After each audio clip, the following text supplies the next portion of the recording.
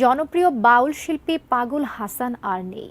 মর্মান্তিক সড়ক দুর্ঘটনায় প্রাণ হারিয়েছেন অসংখ্য বাউল গানের স্রষ্টা ও গায়ক মোহাম্মদ মতিউর রহমান হাসান, যাকে সবাই চিনতেন পাগল হাসান নামে। পাগল হাসানের অকাল প্রয়াণে শোকের ছায়া নেমেছে সুনামগঞ্জের সংস্কৃতি অঙ্গনে।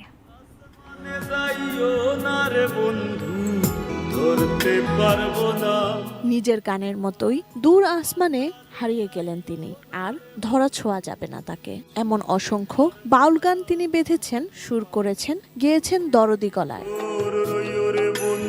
সুনামগঞ্জের ছাতক উপজেলার শিমুলতলা গ্রামের মোহাম্মদ মতিউর রহমান হাসান। লোকগানের প্রতি তার পাগলামি ধরনের টানের কারণে লোকে ডাকত পাগল হাসান। নীরব হয়ে গেছেন সেই গানের পাখি। বৃহস্পতিবার সকাল 7টায় ছাতকের সুরমা সেতু এলাকায় বাস ও সিএনজি চালিত অটোরিকশার সংঘর্ষে প্রাণ হারান পাগল হাসান ও আরও একজন।